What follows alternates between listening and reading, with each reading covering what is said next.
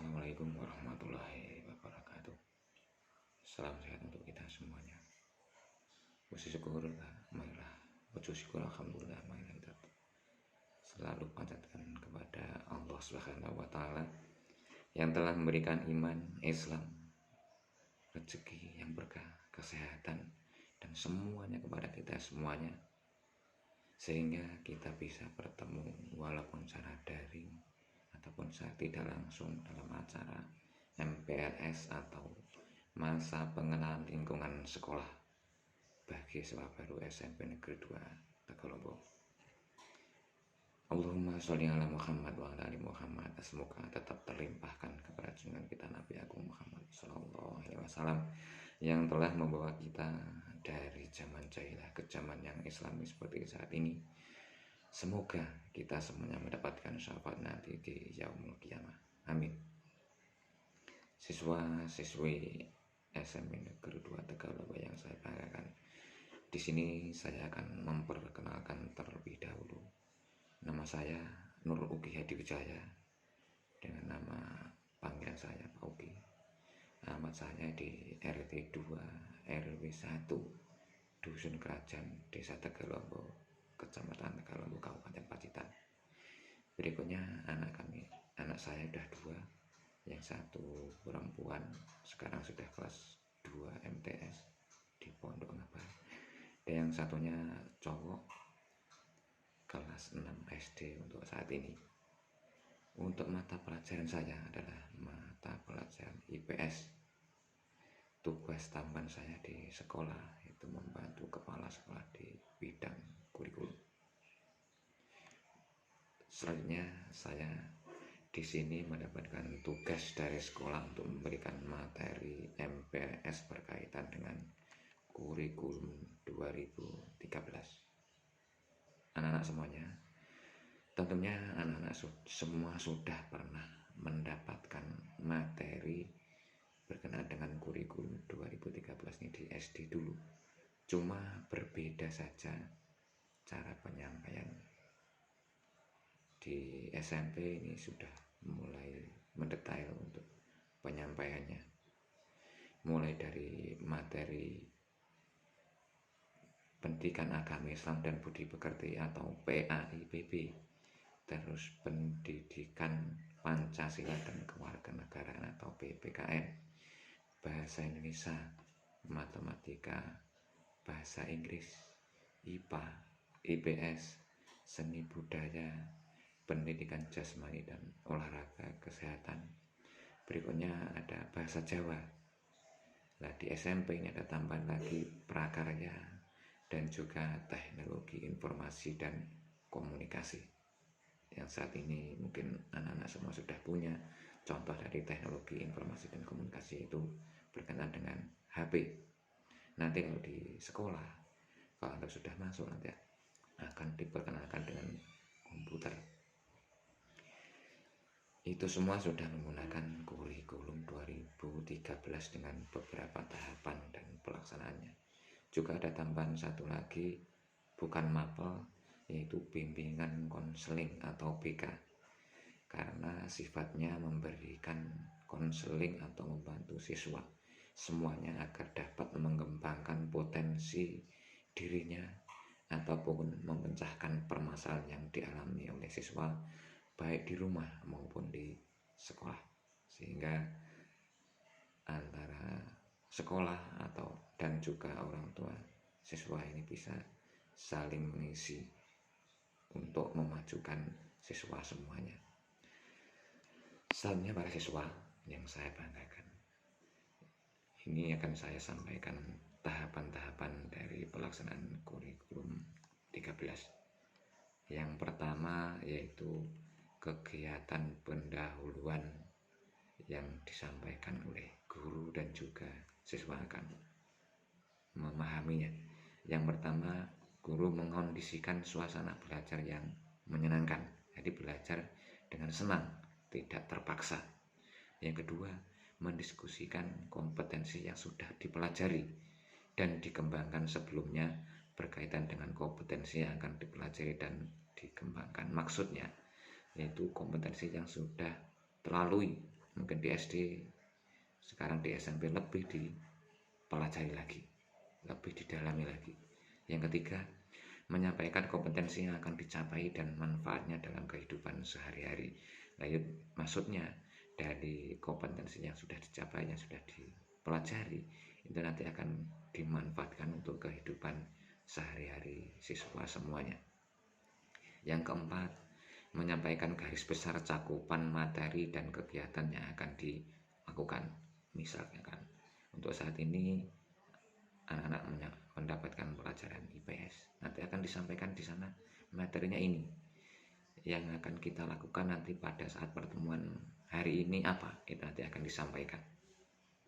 Yang kelima, menyampaikan lingkup dan teknik penilaian yang akan digunakan. Lingkup dan teknik penilaian di sini maksudnya nilainya nanti yang akan diambil oleh Bapak Ibu guru apa saja.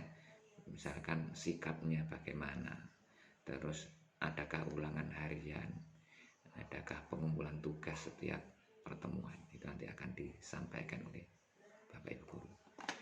Yang B yaitu kegiatan inti dari pembelajaran.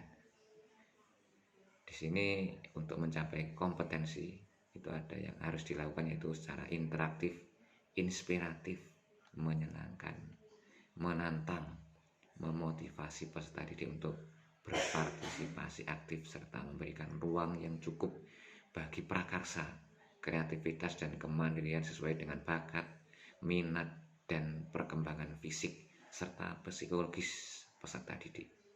Maksudnya dengan adanya pembelajaran inti ini tadi, siswa dapat mengembangkan kemampuan yang dimiliki oleh siswa. Misalkan dibuat kelompok, satu kelompok ada 5 anak. Nah, ini dari 5 orang kelompok tadi, ada yang perempuan, ada laki-laki, ada yang pandai, ada yang setengah pandai, ada yang kurang pandai. Nanti akan berkolaborasi untuk memunculkan ide dalam pembelajaran tadi, sehingga semua ide-ide yang kreatif tadi akan kita kembangkan. Jadi semua dari siswa, guru ini ada kesinambungan dalam pembelajaran. Selanjutnya, guru memfasilitasi peserta didik untuk melakukan proses mengamati, menanya, mengumpulkan informasi atau mencoba menalar atau mengasosiasi dan mengkomunikasikan. Nah, ini misalkan ada diskusi, siswa ada yang tampil ke depan kelas untuk menyampaikan hasil dari diskusinya di kelompok. Ada perwakilan maju ke depan kelas untuk menyampaikan hasilnya. Itu salah satu contohnya. Selanjutnya, para siswa, dalam setiap kegiatan guru harus memperhatikan perkembangan sikap peserta didik pada kompetensi dasar dari KI 1 dan KI 2. Antara lain mensyukuri karunia Tuhan, jujur, teliti, kerjasama, toleransi, disiplin, taat aturan, menghargai pendapat orang lain yang tercantum dalam silabus dan RPP. Salah satu contoh untuk KI 1 dan 2 ini, mensyukuri karunia Tuhan, itu pada saat pembelajaran dimulai itu berdoa. Contohnya itu jujur. Ya, Anda semuanya harus jujur, tidak boleh berbohong. Terus kerjasama di dalam kelompok, di dalam kelas itu juga sangat dibutuhkan, tetapi dalam batasan-batasan tertentu tidak diperkenankan. Contohnya pada saat ulangan bekerja sama, itu kan berarti tidak betul atau tidak benar. Toleransi ini saling menghormati. Disiplin ini ada tepat waktu, termasuk salah satu disiplin. Contohnya itu sholat, misalkan Anda sholat tepat waktu, pada waktunya juga akan lebih baik, apalagi sampai berjamaah di masjid. Taat aturan, karena di sekolah atau lembaga SMP Negeri 2 Tegalombo ini juga ada aturan yang harus dilaksanakan oleh siswa semuanya. Berikutnya, menghargai pendapat orang lain. Ini juga harus didahulukan juga, karena di saat diskusi ini sangat dibutuhkan sekali menghargai pendapat orang lain, karena negara kita adalah negara demokratis. Berikutnya yang C, kegiatan penutup. Yang pertama, kegiatan guru bersama peserta didik itu membuat rangkuman dari hasil pembelajaran. Yang kedua, melakukan refleksi terhadap kegiatan yang sudah dilaksanakan, mengulang, rangkumannya dibaca lagi. Yang ketiga, memberikan umpan balik terhadap proses dan hasil pembelajaran. Ini melakukan umpan balik, mengadakan pertanyaan sehingga siswa bisa menjawab. Yang kedua, kegiatan guru yaitu melakukan penilaian kepada siswa. Yang kedua, merencanakan kegiatan tindak lanjut dalam bentuk pembelajaran remedi. Misalkan siswa ini belum mampu mencapai kompetensi, berarti harus mengadakan remedi, program pengayaan, layanan konseling, dan atau memberikan tugas, baik tugas individu maupun kelompok sesuai dengan hasil belajar peserta didik. Yang ketiga, menyampaikan rencana pembelajaran pada pertemuan berikutnya. Maksudnya pertemuan yang akan datang yang akan dibahas apa, itu akan disampaikan oleh Bapak Ibu guru semuanya. Selanjutnya para siswa, daya dukung proses pembelajaran. Ini memerlukan ketersediaan sarana dan prasarana pembelajaran. Sarana itu meliputi perabot, peralatan pendidikan, media pendidikan, buku dan sumber belajar lainnya, bahan habis pakai, serta perlengkapan lain yang diperlukan untuk menunjang proses pembelajaran yang teratur dan berkelanjutan. Berikutnya, prasarana yang meliputi lahan, ruang kelas, ruang pimpinan satuan pendidikan atau ruang kepala sekolah, ruang guru, ruang tata usaha, ruang perpustakaan, ruang laboratorium, ruang bengkel kerja, ruang unit produksi, ruang kantin, instalasi daya dan jasa, tempat berolahraga, tempat beribadah, tempat bermain, tempat berkreasi, dan ruang-ruang yang lainnya. Mungkin di SD dulu banyak yang belum ada ruangnya, nanti kalau di SMP ini sudah mulai banyak ruangnya. Untuk Bapak Ibu guru juga seperti itu, lebih banyak lagi daripada di SD dulu, karena di SD dulu mungkin cuma 8 ataupun 9 orang guru. Tapi kalau di SMP ini, di SMP 2 itu sudah ada 16, sekitar 16 orang guru. Itu perbedaannya. Kalau di SD itu ada guru kelas, kalau di SMP itu guru mata pelajaran. Kalau di SD dulu yang ada guru kelas ditambah guru agama dan juga guru PJOK.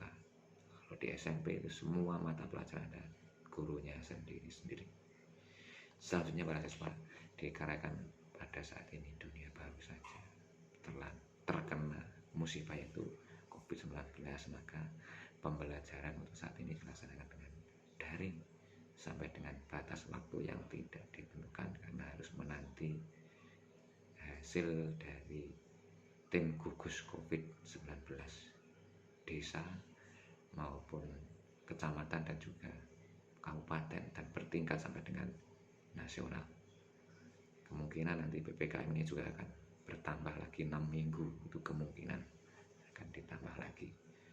Berikutnya aspek penilaian di dalam kurikulum 13, itu ada 3 aspek, dan ini semuanya akan dilalui oleh siswa semuanya, dan yang menilai itu guru dan juga teman Anda sendiri.